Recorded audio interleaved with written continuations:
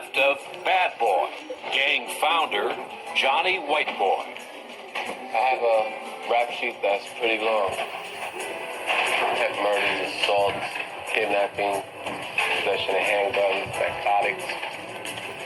He could talk to you 1 minute and he would slice your throat if he had to.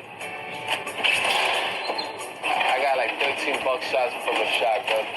I was hit with 3 9mm and a 25 in my stomach. He was shot like 8 times and he survived. They used to call him 9 lives. Now Johnny Modalvo tries to turn his life around. He was the menace, and now he's the solution. You live by the knife, you die by the knife. If you live by the gun, you die by the gun. Tonight, street life. One man's struggle. From ABC News, this is Nightline. Substituting for Ted Koppel and reporting from Washington, Chris Bury. Let's get one thing straight from the outset. Johnny Modalvo, the man we are profiling tonight, is no hero. Indeed, for most of his life, he has been a brutal thug, a drug-dealing gangster who has shot and stabbed with no apparent remorse. Now he is crippled after being shot himself on no fewer than 8 separate occasions. That said, Johnny Modalvo's story is compelling because it reflects a common struggle in so many American neighborhoods ravaged by gangs, guns, and drugs. The constant tug between the street life and the straight life. For people like him, it is rarely as easy as just choosing one or the other. Now, the once feared Brooklyn gang leader trains for wheelchair races. In 1995, he joined a group called the Gun Runners, comprised of other young men and women disabled in America's urban warfare. They speak out against gangs and violence, holding up their own broken bodies as stark examples of how not to live. For more than a year, independent producer John Baynard followed Johnny Modalvo as he moved from homeless shelter into his mother's place and finally to his own apartment. Along the way, he wavered between his new life as an urban missionary and his old as a gangster. But one role in particular seemed to influence him more than any other, that of single parent. He's fathered 3 children but has custody of only one, his 3-year-old son. The story of Johnny Modalvo could easily be a modern morality tale if only life were that simple.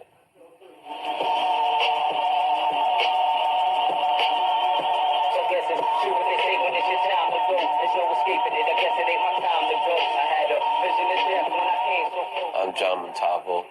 A lot of my friends know me as Johnny Whiteboy.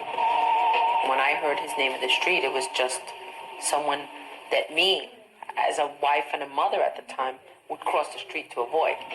He was too wild, you know. He was like a pit bull without a leash, you know. I used to think he had 9 lives, Johnny. But he been shot, stabbed, and he should still come back. I thought he had 9 lives. Like, you can't get rid of him. This is Johnny Whiteboy. He's a legend. And not even a good superhero legend. He's a legend of a gangster legend. We are really glad to have with us today John Modalvo, who's a member of the Gun Runners Club. We're going to hear his story, so please welcome him. I started in the gangs when I was 9 years old. During that time, I was involved in little kiddie stuff, which eventually involved criminal activities such as stealing cars and doing burglaries.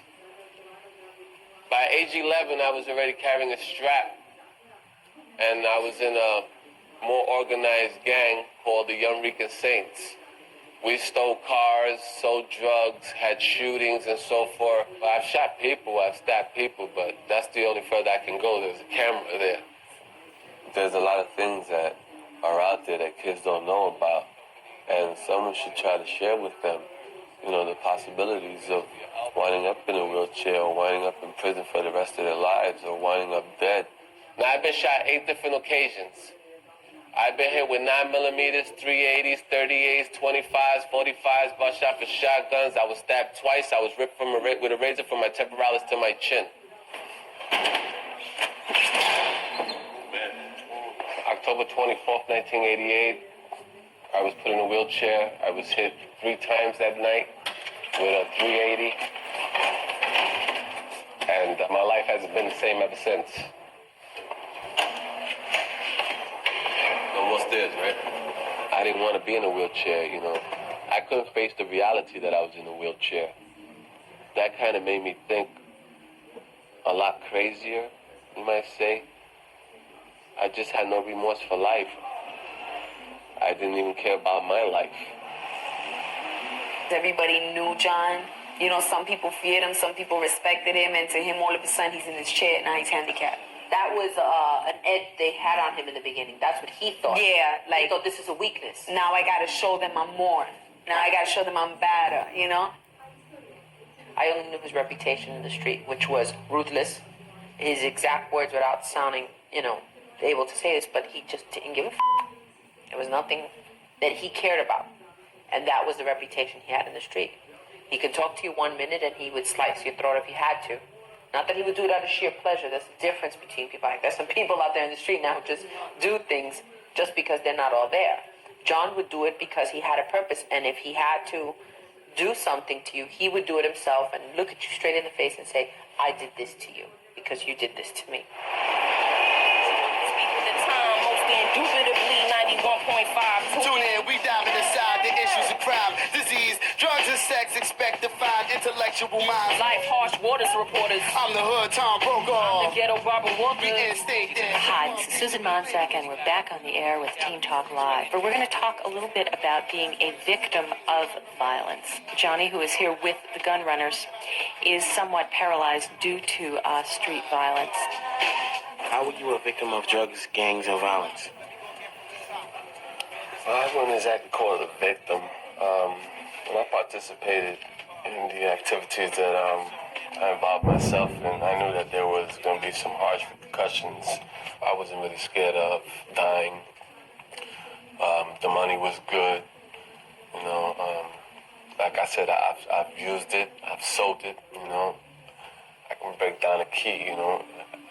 It was my way of life, you know. It don't matter what, it's always in the back of my head. Some criminal activities will always come, you know, in the back of my head. You know, I can't change fully, you know, but I can try to make things better and not involve myself in those criminal activities, which I know will lead me to go to prison for the rest of my life. What's changed my life dramatically is having my son. You know, he's 3 years old. His name is John. Come on, we could cross. Cross, Johnny. And it's not easy. Go, run across, go. It's hard. I'm 36 years old right now, and me raising my 3-year-old son is the hardest thing I've ever done. This way, that way. For a former criminal living the straight life has many challenges. More of the Johnny Montalvo story when we come back.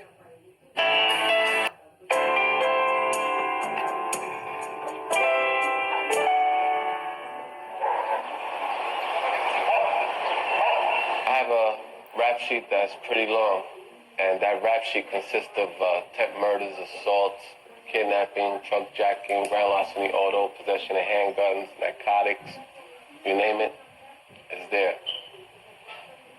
But now is where I'm starting to suffer, because now is where, since 1995, I've been trying to get my life together, and at this point in time, I'm raising a 3-year-old son on my own. I'm a single parent.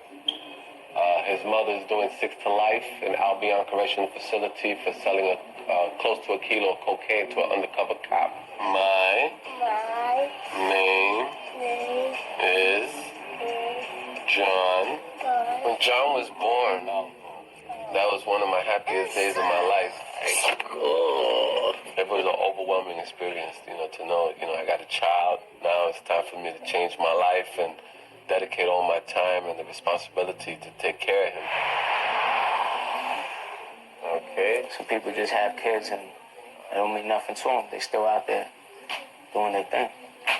Now, for him, that's his world right there. It's all about his son. So he can't be out there shooting somebody for no reason because he ain't thinking about his son. Yeah. There's nothing wrong. I think I see it. I mean, he hasn't come right out and say it, but I think he actually feels He has something to live for.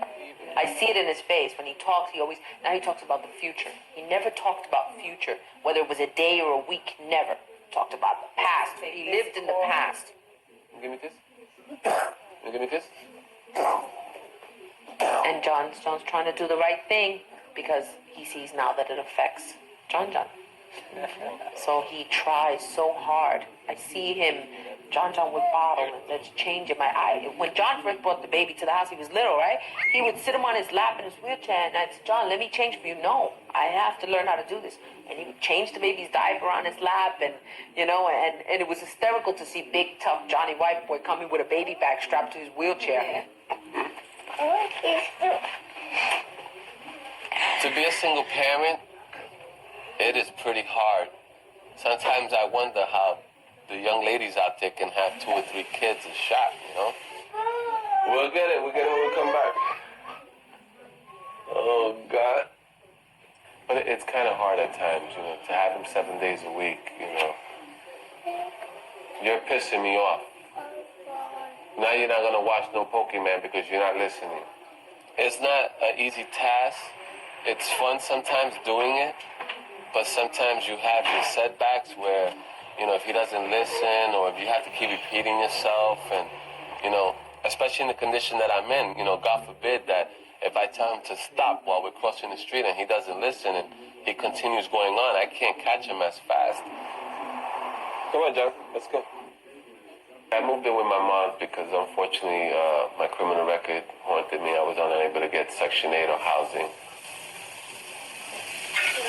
Whenever I'm denied housing or anything because of my criminal record, my past, it upsets me. And it upsets me to the point where it sets me back to where I used to do the things that I used to do in order to make money. And I would say, damn, if I was able to do that again, and there was a chance I could get away with it, would I really do it? Yeah, I probably would do it because it's something that's helping me get the things that I want to get, like an apartment. It doesn't come easy. You have to pay rent, security, real estate, and sometimes I say, damn, I could do it in order to pay all that, and then after that, then I could just use my SSI and then, whatever I can to pay the rent.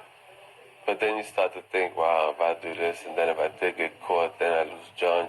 You got all these things to look at, and that's what keeps me in line. I have a responsibility now. That's my son. And if I get locked up, where's he gonna go? To a foster care, foster parents? Give me a kiss. You a good boy? I can't see somebody really give their heart fully to someone like I would give it to him, That's my son. I would go all out. I would give him everything I can. If I got to die for him, I'm gonna die for him. That's my son.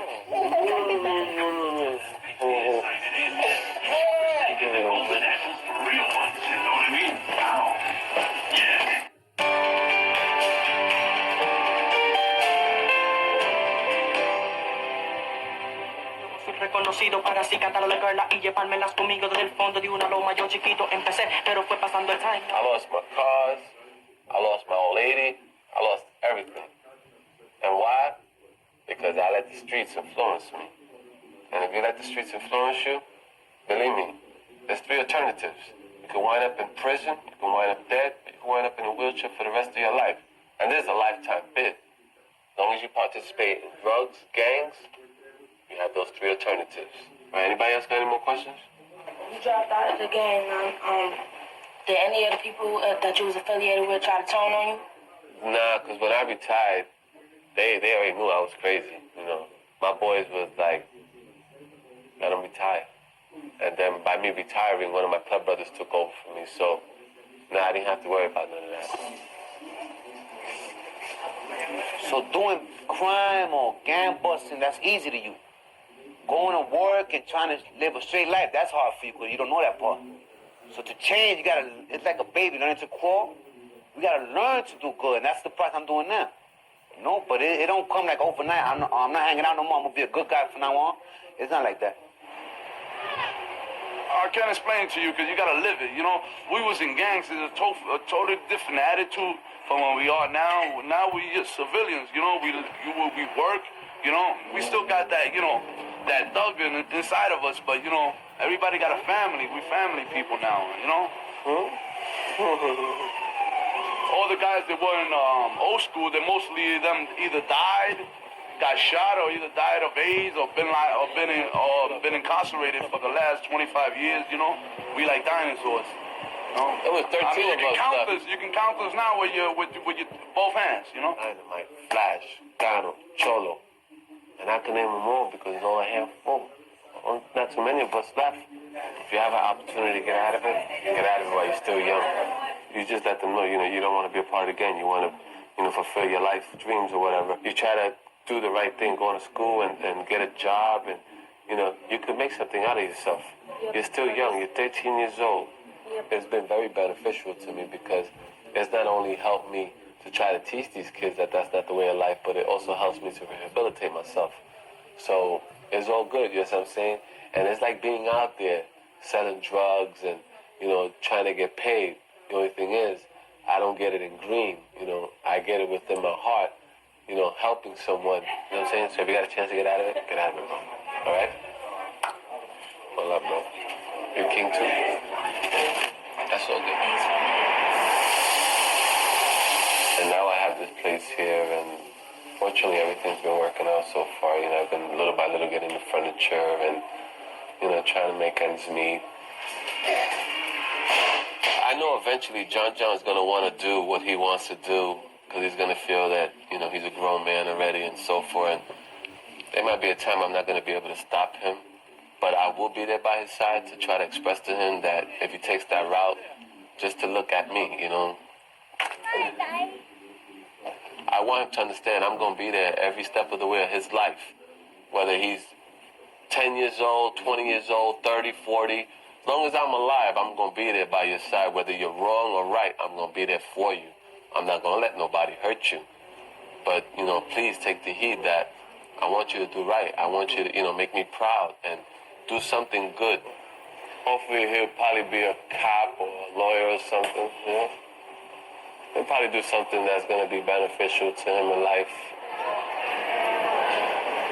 I'm trying to change my life to the fullest because I have a 3-year-old son that I'm raising on my own. You know, I want a life for my son.